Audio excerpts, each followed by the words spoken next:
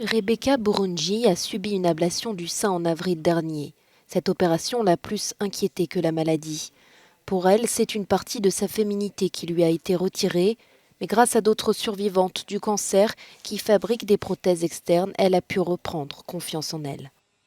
On ne voit pas que je n'ai plus de poitrine, pourtant, mes 2 seins ont été retirés. Selon l'OMS, 1128 femmes ougandaises sont mortes d'un cancer du sein en 2020. Cela représente 0,54% des morts et le deuxième cancer le plus répandu dans le pays. Margaret Okello est à l'origine du projet qui propose à de nombreuses femmes, dont Rebecca, des prothèses externes.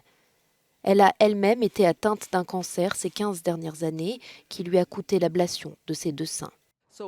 Nous avons commencé à travailler pour un modèle adapté à notre condition.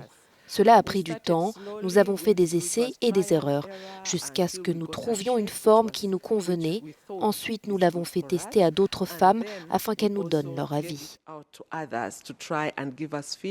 Les prothèses mammaires importées sont très chères et celles-ci sont faites à partir de matériaux locaux et sont accessibles. Leur prix commence à 10 $.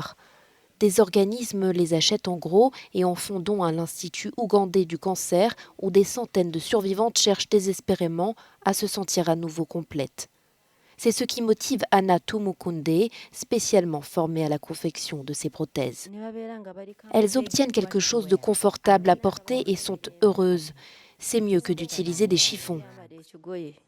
Ces prothèses mammaires externes contribuent à aider ces femmes à combler le vide au niveau de leur poitrine. Les médecins continuent à mettre l'accent sur le dépistage de cette maladie, première cause de décès par cancer chez la femme, grâce à un contrôle fréquent chez les femmes âgées de 50 à 70 ans.